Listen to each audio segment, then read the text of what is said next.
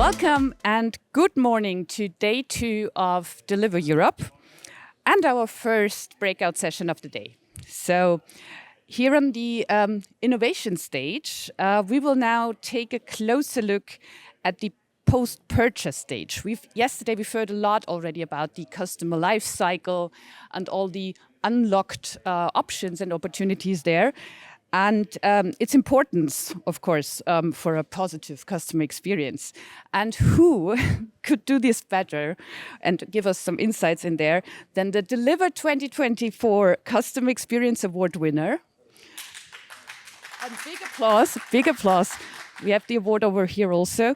So please let me introduce you to Tobias Buxholt, co-founder and CEO of Parcel Lab. The stage is all yours. Thank you so much, Bianca.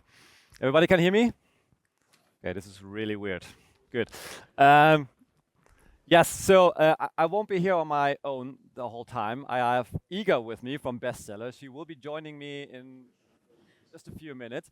But before we get started, I did want to just give a more broader introduction about what post-purchase actually is and why it's important, and really advocate to build great experiences for your customers.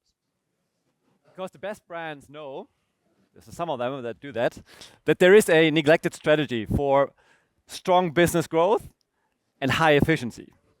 Because as a business, as a retailer, if you want to see strong growth and high efficiency, then you will have to win against competition.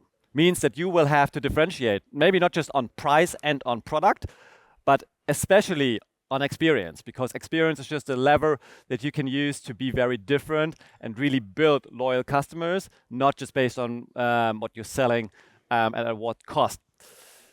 When it comes to cost, no retailer out here can afford to waste money. Yeah? And everything that's non-value adding, like customers asking, like, where's my stuff? Yeah?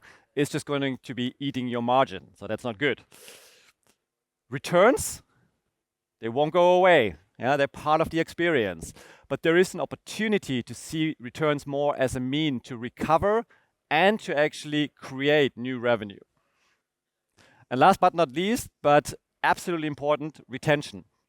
For most retailers, it means that every single customer has to come back at least 3 times or more to just pay off the cost I had to acquire them. Yeah? So if you don't get that money back, obviously you cannot be running a profitable business. So how do you do all of that? You have to close the loop. And what do I mean with that? Many retailers today, they focus predominantly on driving a customer to buy the stuff. Yeah? They focus on the very first beginning of the journey, meaning finding a customer, pushing them through the journey all the way to making a purchase. Yeah? And they're always only being focused on that very transaction. Yeah? And everything else that follows after they've made a purchase becomes an afterthought. But when the experience is not really used to differentiate as a brand, to build loyal customers, to reduce the friction that happens along fulfillment and delivery processes, just as well as seeing returns more as an opportunity to make or save revenue, then this means that you will see a lower customer satisfaction rate. You will see actually high customer service cost. You will see missed revenue opportunities, which probably nobody can really afford. And overall, you're just not running a competitive business. So overall, not good. So once again, you have to close the loop. And we're talking about the post-purchase loop.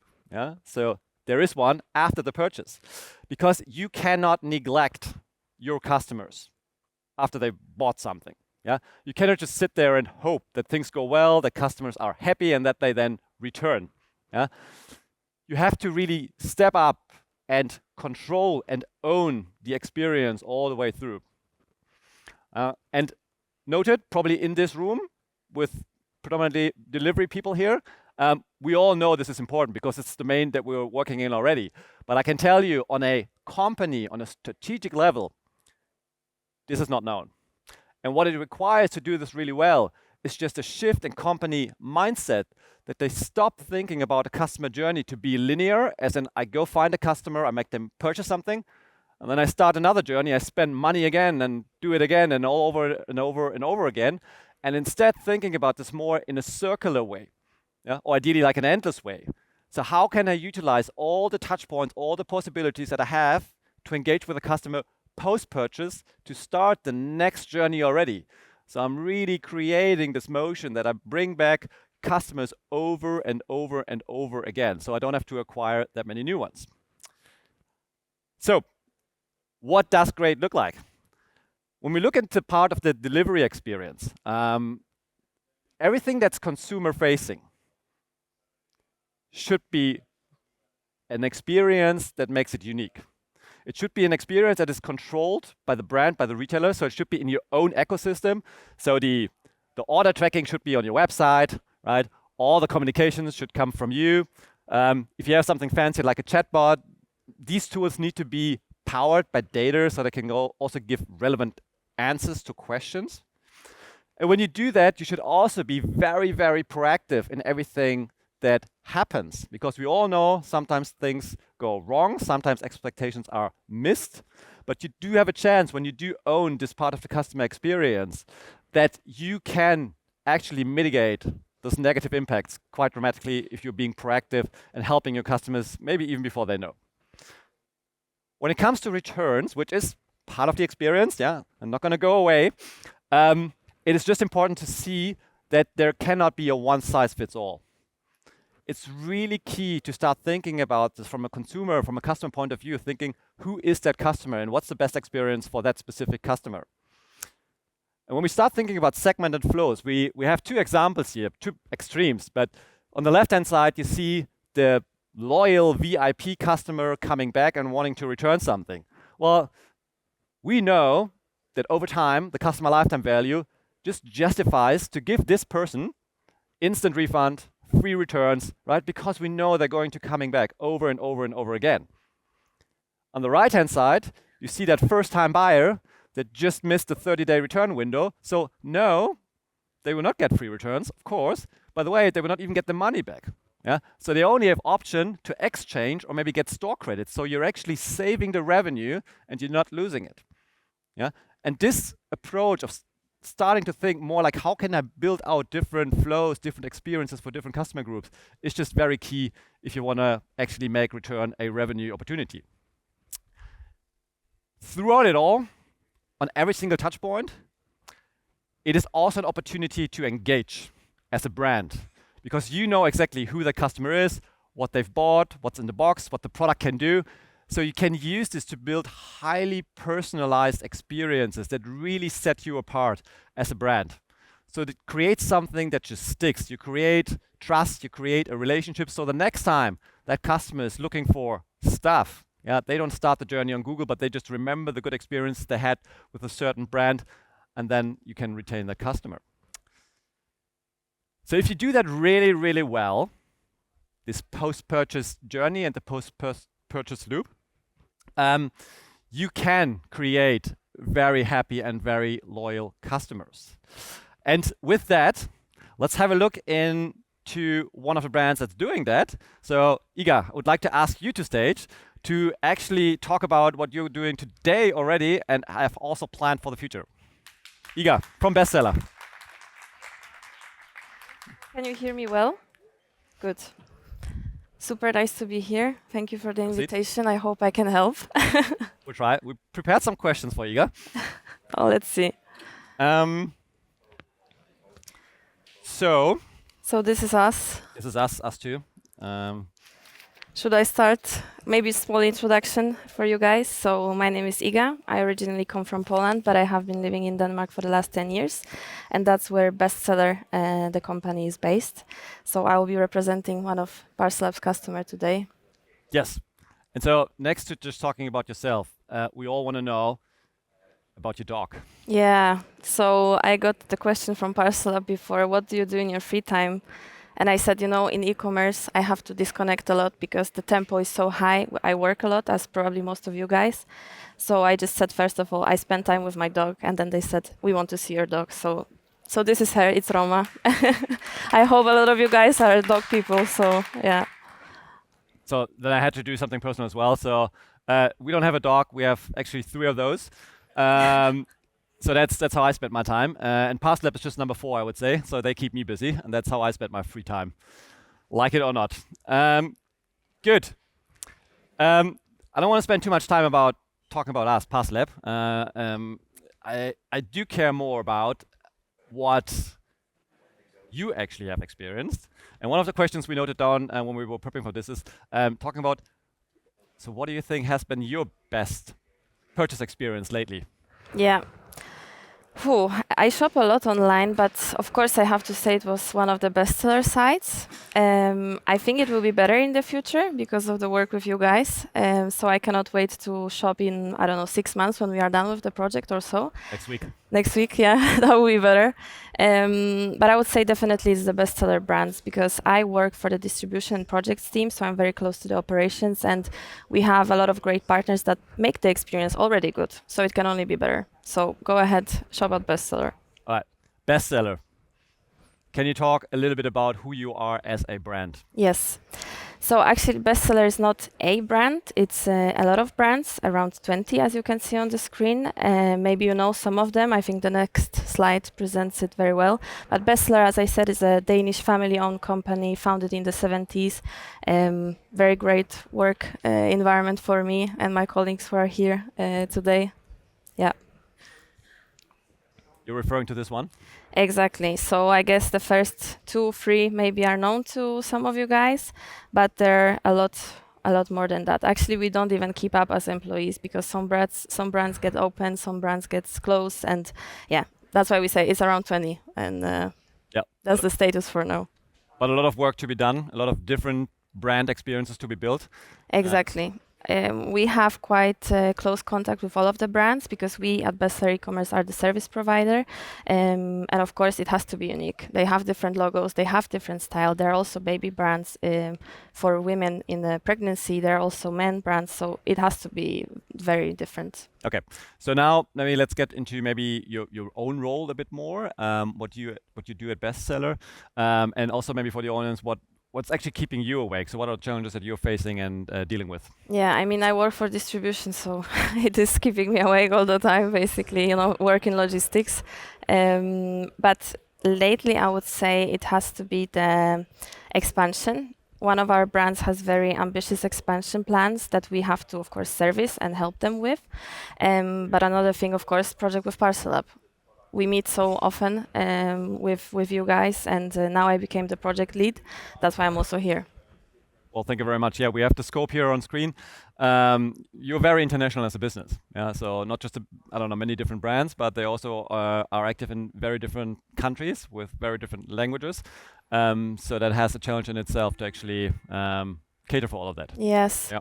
So as complex as it is for you to service it, is the same for us on the other side, because of course this customization, we need to decide it together with the brand, right? So it takes time to actually roll out all the features that you guys have. I'm sure it does. So can you maybe tell us or the audience a little bit more about what your perspective is on post-purchase experiences and why you're actually investing in this as a brand? Yeah. Or as Bestseller? Yes. So I think we started looking into it already a couple of years ago. It's my third time at Deliver. I remember first time we already had a few meetings here and there with some other providers, but it was not the time yet. Like we were, okay, it's nice to have, but what do we get from it? So I think it was actually quite good that we waited this 1-2 years to learn from the other players in the market, get the business cases, get the learnings, and now we believe in it. Yep. So basically the post-purchase, what I see is just keeping the customers happy, keeping them informed about the journey, easy returns, limiting the returns. Yeah. That makes sense. And what do you think is then actually needed to stand out as, I'm not going to say bestseller, but as any of the brands that you're actually helping with? Yeah. So I think as a brand, especially in fashion, you can stand out in many different ways. Like the designs can be different, right? But it's not the core where me and my team work at. Then it's the operations, it's the fulfillment, and the whole journey after, right? Because that's where the distribution part comes into play. And it's not only logistics from A to B. It's all that what Parcel Lab can also offer. Yes, I can only obviously confirm that it's important to just taking care of them every step of the way, for sure. let's have a look at what you're actually doing today. So you're on a journey with us. Yeah, so not everything is done, and it never will be. But we have started the journey, and you actually started with returns. Yes. Yeah, so that was the first step that you did.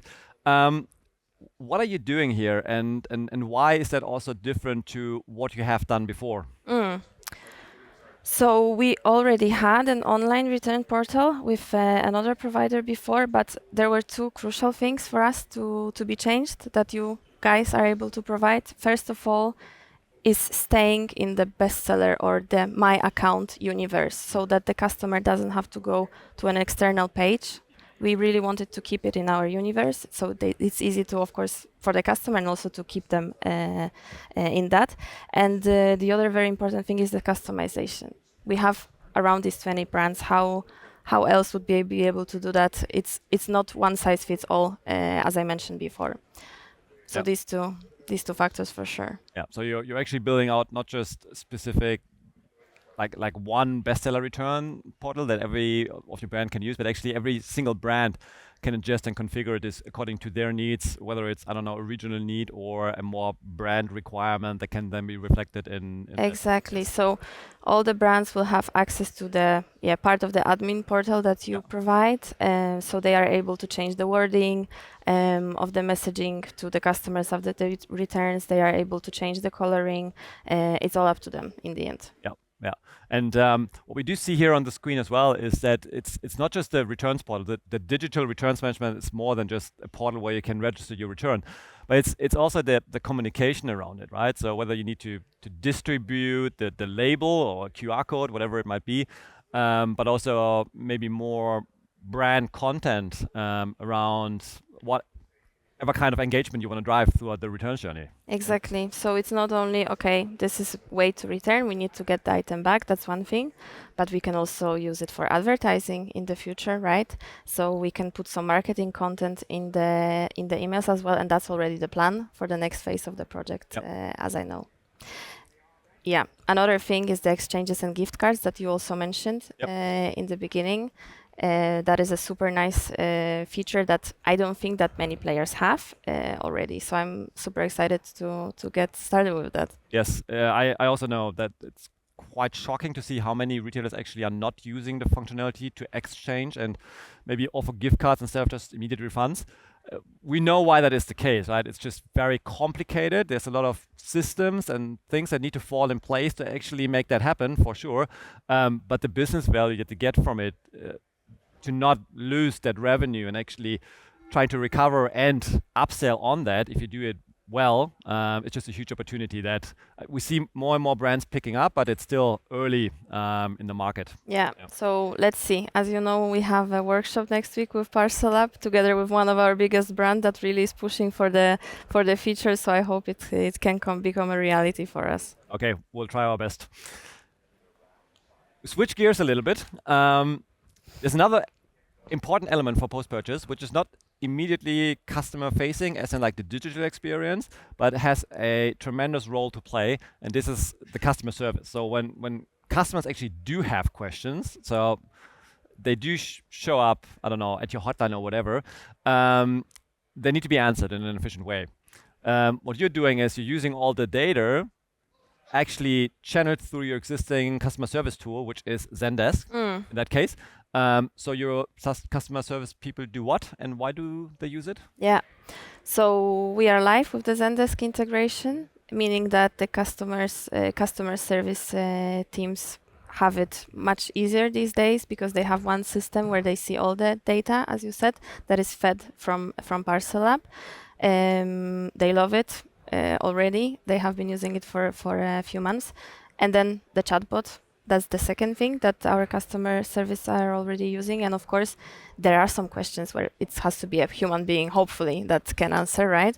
But I know there are a lot where actually the chatbot is helping. Where is my order? When will I get my refund, etc. That can all be answered thanks to the data that you provide. Yeah. So, of course, we are working together to try to reduce the amount of inquiries as much as we can already, but then some will just get through, right? Of So course. you got to make sure that the agents are capable of answering them.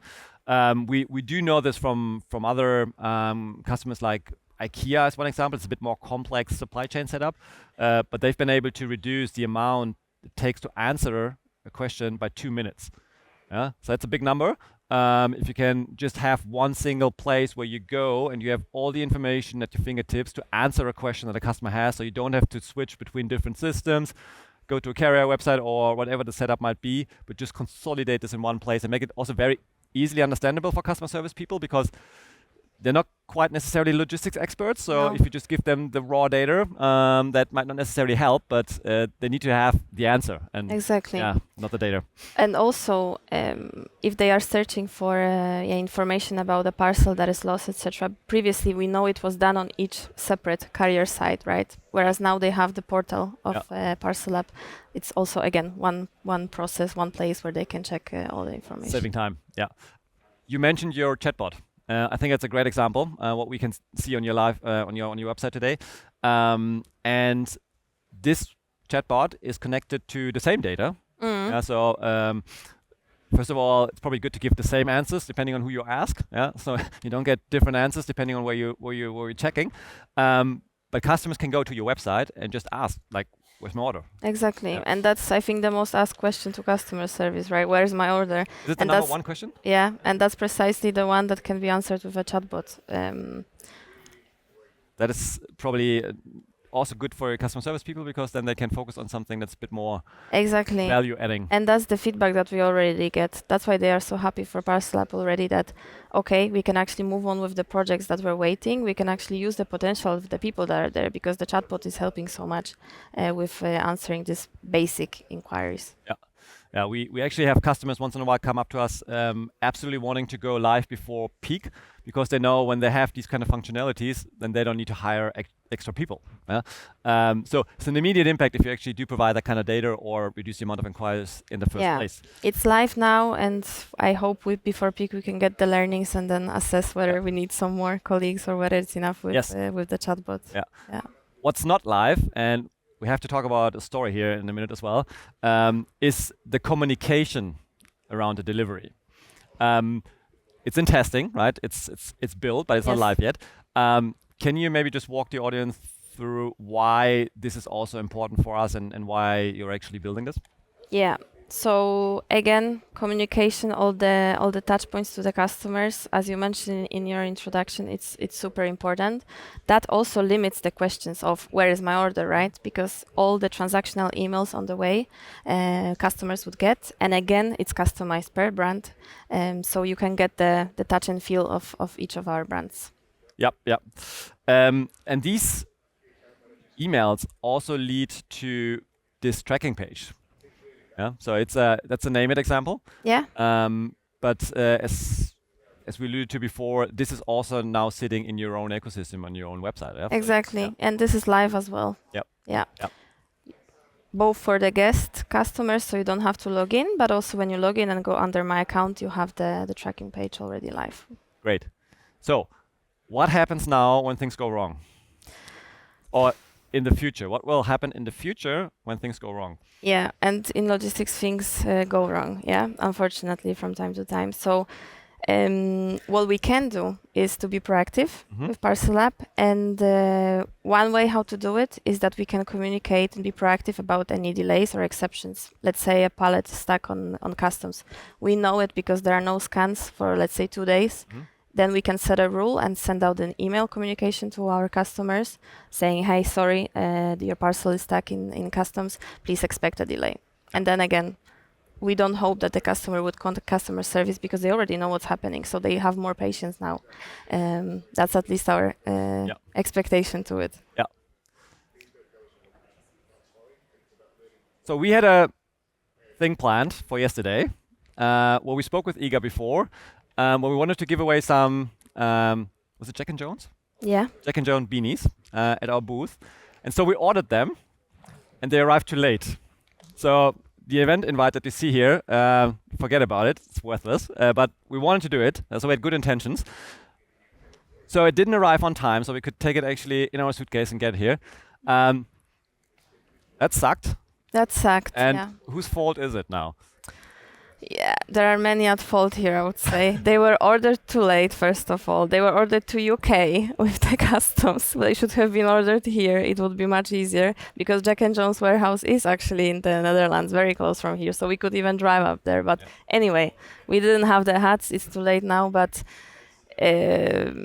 what's your point here? Yeah, so I spoke with the team and they said, well, it said, I think, 1 to 4 days on the website that it's going to be delivered on. 2 to 4 2 days. to 4 days. Which we then calculated and said that's probably going to work. So Okay, forward. you're optimistic then. Yeah, we're just a dumb customer. We don't know, right? We Yeah, have no yeah. idea how this works. So we just hoped that it works. It did not work. Exactly. Yeah. Yeah, but I'm not surprised.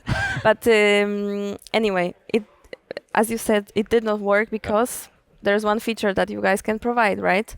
And Yeah. that's the predictive delivery date that we are working on and testing right now in Denmark. So it's gonna be also live soon, where it's based on machine learning, right? AI. So the tool is learning on how good or bad we are in each of the countries, and then it's not gonna say 2 to 4 days, but probably maybe 3 to 5 if it's the reality at that point of time, right? So yeah, looking forward to it. So next time you can get your hats, whatever you need at the right time. Yeah.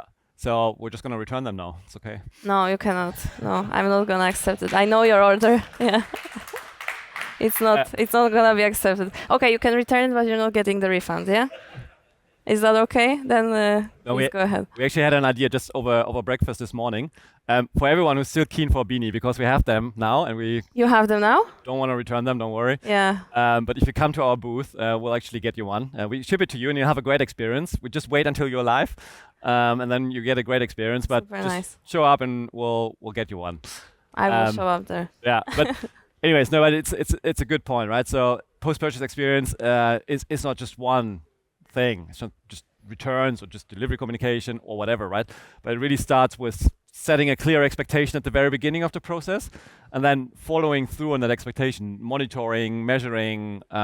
It requires some technology to make a good forecast already very early on, right? But then it also requires technology to monitor that at scale and act on it. So be proactive, knowing for each customer. So what's the specific expectation for that customer, and then also like how do I pull that through each part of the journey? And yeah, probably for us, we shouldn't be eligible for a refund, because that's just our own fault. Exactly. And, maybe we shouldn't. Exactly. Yeah. Good. That makes sense. Cool. Back to the questions. So you ship globally. You're a big international business. Can you talk us through the complexities that you actually see with operating such a setup? Yeah. So globally is maybe a too big word for now, because mostly we ship in Europe. We also ship to US with one of the brands. But I also mentioned in the beginning of the presentation that it's very tough with the ambitious expansion plans. So it's gonna come. So I wouldn't say that it's super complex for bestseller as is, because we have so great partners in all of the countries. They are even sitting here. But it's gonna come. The complexities are gonna come because we are going live with UAE very soon. We have plans for South Korea, Japan, and actually up to 100 countries within 3 years. So then, we have, I think both of us or both parties will have a lot of stuff to do in terms of the creating the setup, right? Creating all the languages, the emails, also the new sub brands that some of our main brands are coming up with. So it has been calmer until now, but I think it's really picking up these days. Yeah. So the complexities are just around the corner. Yeah, and very likely we will also see the underlying complexities in your supply chain, right? Because you have different partners in many countries. Exactly. So different integrations, different data sets, different sources, all things you have to somehow put together, like tie all those loose ends together to then being able to come up with a at least for the consumer, a seamless experience on the front end. Yeah. Yeah, and I would say maybe not complexity, but limitation usually is IT and tech. So We've heard that before. yes, having an ambitious roadmap, that's one thing, but also being able to fulfill it, that's another, right? So as easy integration-wise as possible, that's what we of course want to go for, because 100 countries in 3 years, it's very yeah, it will be a challenge. 100 countries in 3 years. Yeah. That's the plan. Yeah. All right. Let's go. So this is today, right? So this is what we are doing and have done today. What does the future look like for Bestseller when it comes to post-purchase experience? So we have invested a lot in it, both money and time. We are building the relationship with you guys. So now I'm lead of the project. So I hope it's here to stay. I hope it's here to progress. And as soon as we are done with the features that we just talked you through, there are next ones coming. I hope a lot of them are already ready, like the exchanges and gift cards. That's the first one that we want to run after. Integration with Trustpilot on our communication emails to the customers. And I hope many more, but maybe you can tell me a bit more about that. What is there to look forward to? Well, yeah, definitely all the effort we have to go through for all the countries and brands, right? So just multiplying what we've set up with the first brands to just get this out at scale. That's going to be a big one for sure. The estimated delivery date on the product page, as well as like the checkout, obviously that will be a major shift. Yeah. Claims management as well. I know that you can provide that, right? Yeah. To limit our claims. Yeah. Yeah. And then you touched slightly on one topic around marketing content. And maybe we don't have it on the slides because it's not yet live with Bestseller yet. But what we also talked about is that all those touch points obviously are a chance to not just share information, but also create this customer engagement. And we have this one tool, it's called Campaign Manager, where you can actually create campaign specifically for certain audiences within your customer base, where you can promote products, if you want to, but you can also just promote your brand or maybe certain things that are happening right now, right? That you just very quickly can make adjustments to those emails and tracking pages and returns portals and whatever, because what we have found in the past was that this used to be very rigid, static, right? Hard to change. And since you have so much eyes on it, right? Your customers are checking orders usually around 5 times, right? And there's a lot of interest and attention towards these touch points. You can really use them to, build this relationship, build your brand value, but also then start the next journey already somehow. Yeah, pushing them into your social channels, pushing them into your VIP program, or maybe just getting them to buy the next item already. So those are all opportunities that we would really love you guys to see pick up as well. We really work on increasing the conversion rate in Bestseller e-commerce as a group, and attract and retain the customers, which is an art in itself, but that's our focus these days. Great. That's the end of the questions that we had prepared.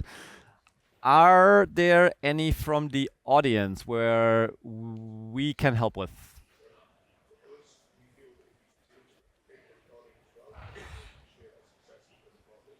There's one over here.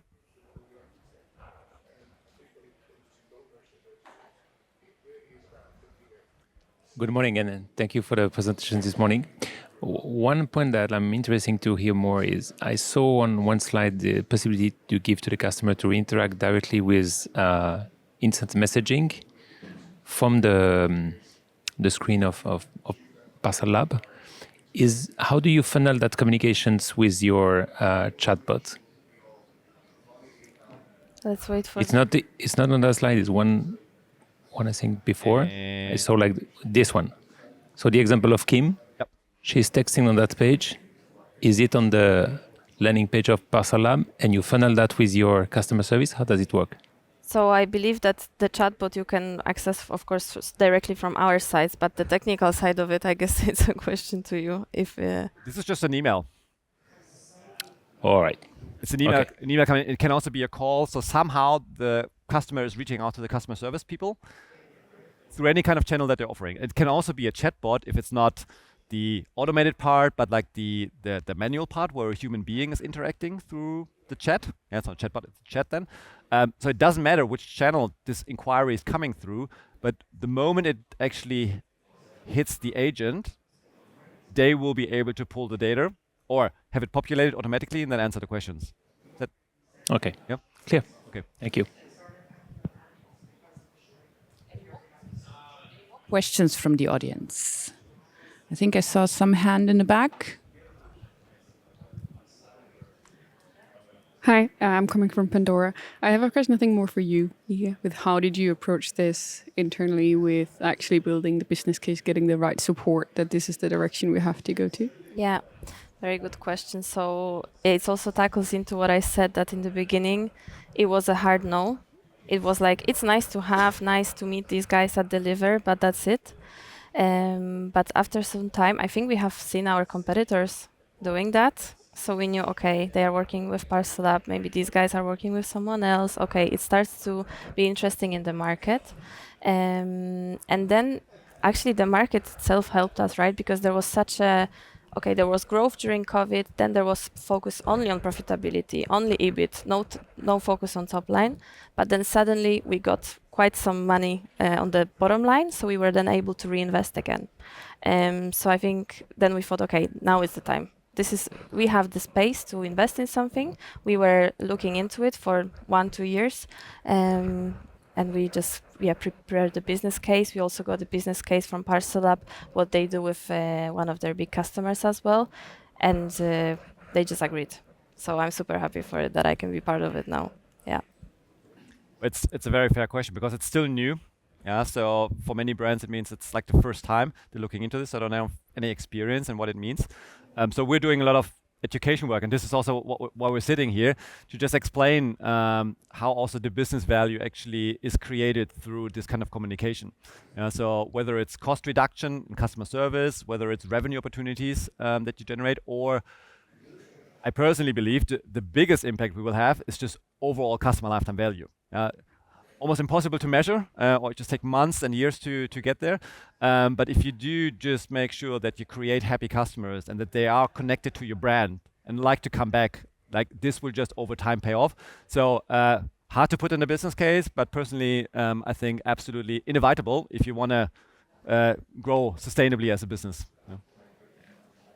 And that all makes completely sense. So what do you think is the main reason, or what is holding retailers back to use this? Investment, first of all. Maybe not every company is ready for it. Also, maybe some are still in this mindset that we were, okay, it's nice to have, but actually do we need it? What else do you think? Well, it's cross-functional. So this is not a single team that can pull that off. And everything cross-functional becomes sometimes political, sometimes painful, because you have to win other people in the organization as well to make this happen. What we always say is that, yes, that's true, but in the end, the consumer doesn't care, right? They just look at it from the outside, they see one experience, and of course, different teams need to play together to make it work. But it is effort internally, and I think you're doing a tremendous job there to just pull the people together that need to be pulled together. And you do need also strategic buy-in, that they believe this post-purchase piece is something where we need to invest. We can't just neglect our customers. We can't just build on hope, but we need to close that gap, and we need to have a really end-to-end experience fully managed through. So these internal hurdles to get multiple teams rallied for this and get the budget is something that we do see from the outside always being very challenging as well. And there's some retailers doing it really well and some not so. Yeah, but I would say we at Bestseller, we are very lucky with possibilities to invest, and also the overall strategy in Bestseller e-commerce that says, okay, we focus on the conversion rate, we focus on bringing the customers back, so attracting and retaining. So this project, this cooperation fits very well into the strategy that we have. So there's no one that can question me in the company, why are we spending so much money on it? No, it's worth it, and it's going to bring a quick return on investment as well. Cool. Sounds great. I think you were very lucky to find each other. Yes. Any more questions from the audience? Last chance. Okay, great. So from your side, to close this, any tips for the retailers in this room? Or how would you, find any? Depends where you are in the journey, but definitely talk to, see what is out there in the market. Of course, I'm here to represent Parcela because that I can vouch for them now. But see what is there in the market and really check that if it's online business, check the journeys that you have right now and really ask yourself, is it how I would like to be treated as a customer? Is it enough that I'm doing? Would I like to know more? Would I like to have an easier return process, etc.? So just be curious, and there are possibilities out there for sure. And I might be a little bit biased, but I obviously believe that it's absolutely necessary for every retailer to have this. I cannot see a world where you're not doing this and still strive as a business, right? It's just like a leaking bucket, right? If you're churning customers, if you're not making them happy, like, yes, maybe you can make it work somehow, but to me, it doesn't make any sense. So maybe the one advice tip that I can give is maybe you will have to do it at some stage. Yeah. The earlier you start, better it will be for your business, and the more you can actually differentiate today already, than maybe just following your competitors that might already be doing this. Yeah. So I know it's a bit biased opinion, but that's what I think. Okay, thank you, Toby and Iga. Thank you very much. Thank you, Super everybody. nice.